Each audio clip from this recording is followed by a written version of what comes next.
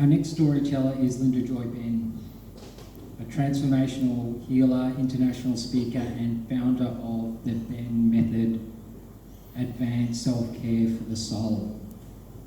For more than 30 years, Linda has guided thousands of professionals, leaders to recover from burnout, realign their energy, and to remember who they truly are. Linda has also guided thousands around the world to heal from burnout and emotional blocks through energy medicine, mindset work, and self-nourishment. Her mission is to help people move from burnout to bliss, from darkness back to light. Today, Linda shares a deeply personal story, a true crossroads moment that tested her faith, her health, and her connection to the source. It's a story of betrayal that became her greatest awakening, and a reminder that even when our light feels dimmed, it can never be extinguished. Please welcome to stage Linda Joy Benn with her story, The Power of Restored.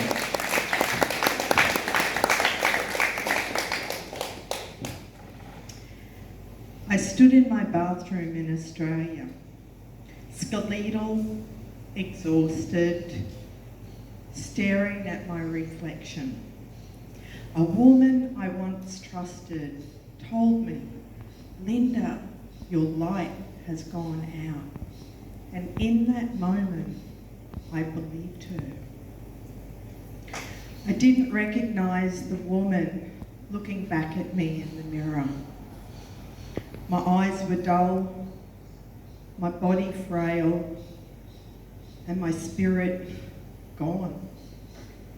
That was my crossroads, to give up completely or to fight my way back to life.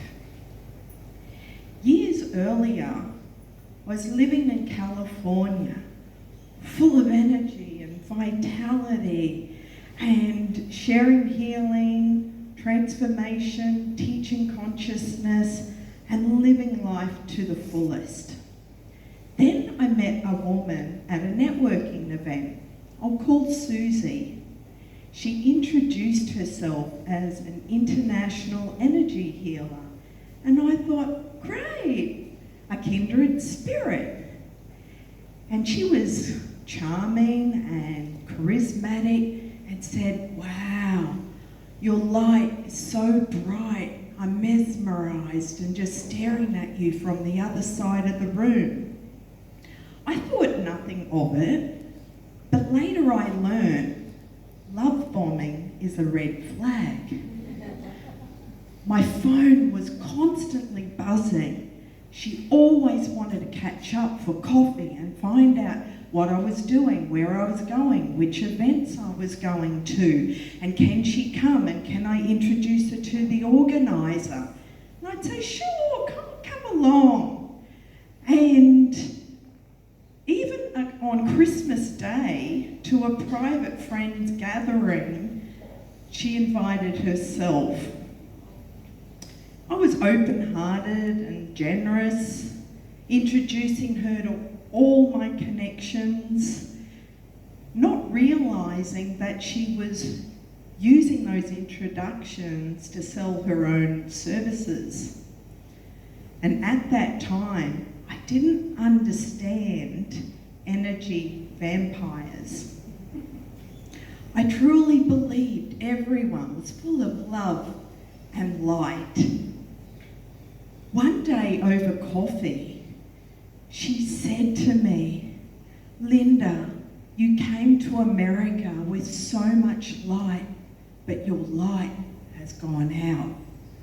Those words pierced my soul. I felt small, ashamed, and broken. And then she said, "But don't worry, I can help you. I have a program to bring your light back." And because I trusted her, and I'm always open to improving myself, I paid her thousands of dollars for her program. And looking back, that was the moment I gave away my power.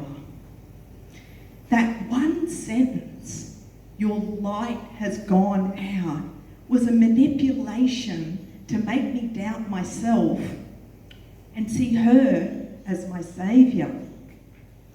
The truth is, no one can measure your light. If something doesn't feel right, trust that. That's your intuition speaking. During our coaching, she advised me that it's best for me to return to Australia. And while I was in transition of moving, she invited me to a plant medicine ceremony that her friend was facilitating. She promised that it would be a deeply spiritual experience, one that would change my life.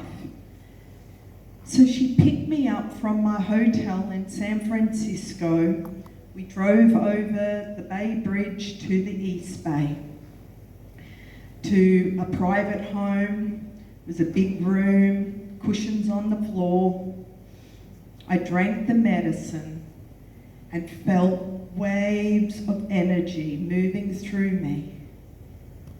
And then things felt distorted.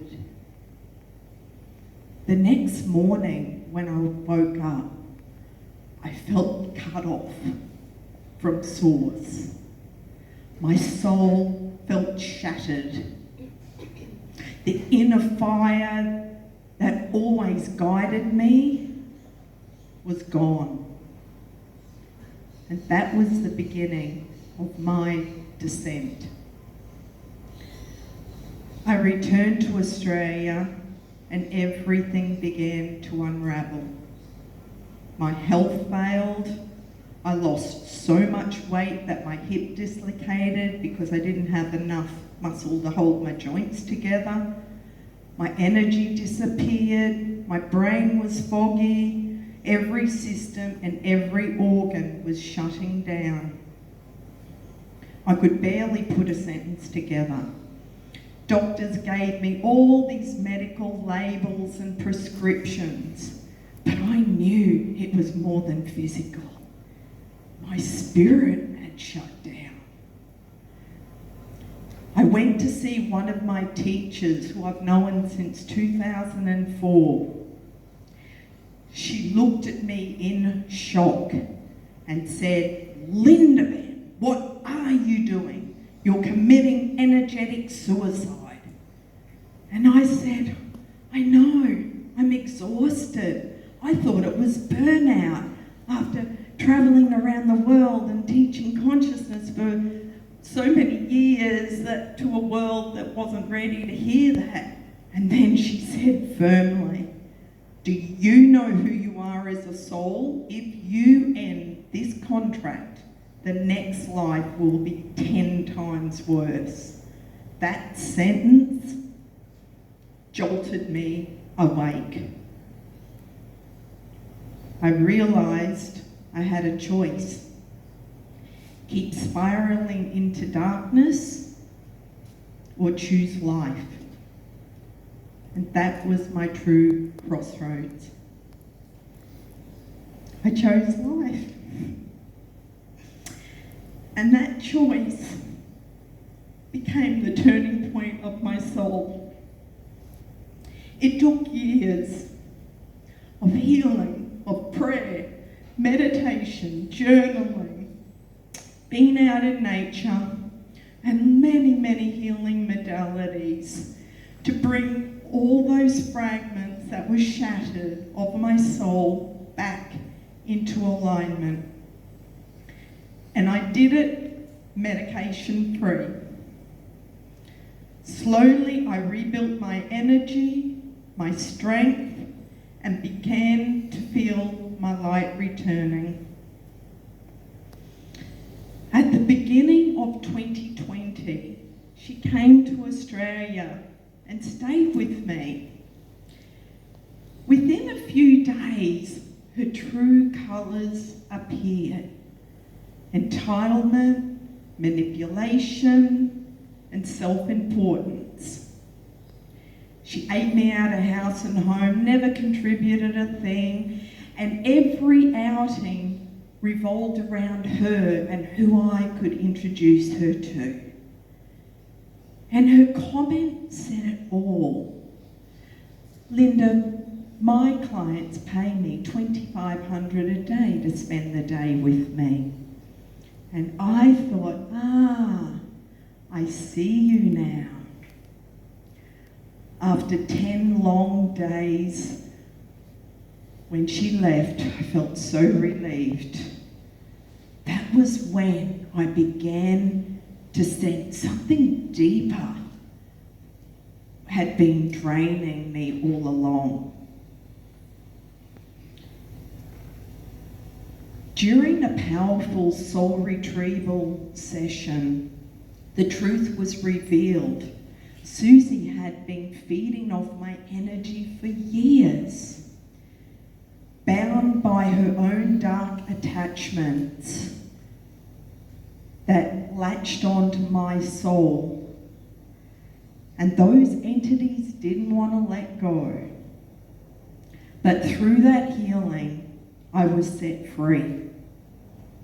At first, I was furious, not just at her, but at myself for trusting so blindly. Then I understood this wasn't punishment. This was my initiation. She and I had a soul contract. She agreed to play the shadow so I could remember my own light. And through that darkness, I discovered my light was never gone. It was just covered with a heavy, wet blanket. And once that was lifted, I remembered who I truly am. I learned that love without boundaries is self-abandonment.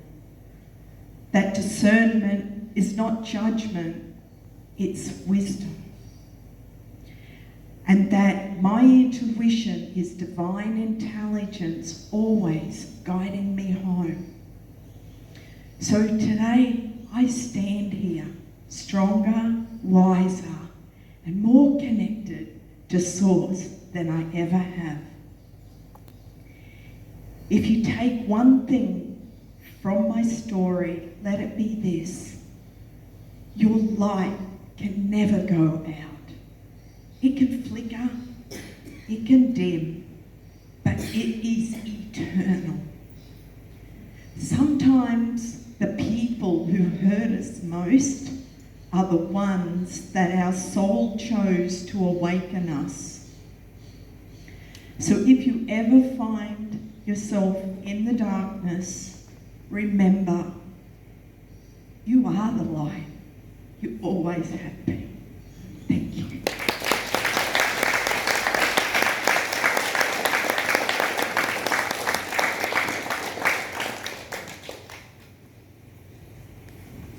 Wow, what a beautiful story, Linda.